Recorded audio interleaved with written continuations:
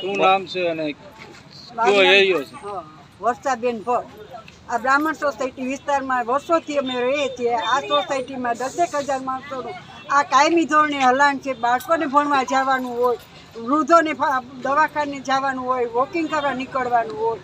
એટલા માણસો પાછળની જે સોસાયટી ગોપાલનગર, શિવનગર, કોડિયાનગર એ બધાય નગરના એટલે 10,000 માણસોનો આ કાયમી ધોરણે રસ્તો છે. અને જૂની સોસાયટી છે. કાયમીથી આ માણસોને જો રસ્તો બંધ થઈ જાય તો બહુ તકલીફ પડે આવવા જવાની.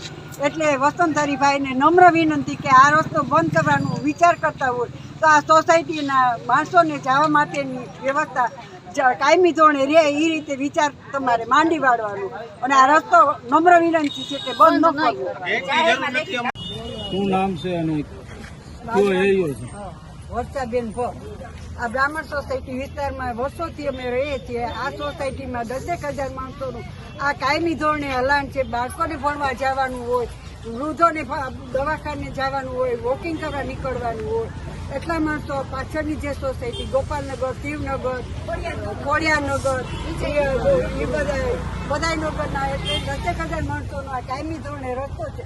અને જૂની સોસાયટી છે. કાયમીથી આ માણસોને જો રસ્તો બંધ થઈ જાય તો બહુ તકલીફ પડે આવવા જવાની. એટલે વસંતહરીભાઈને નમ્ર વિનંતી કે આ રસ્તો બંધ કરવાનો વિચાર કરતા હોય તો આ સોસાયટીના માણસોને જવા માટેની વ્યવસ્થા કાયમી ધોરણે રહે એ રીતે વિચાર તમારે માંડી વાળવાનો.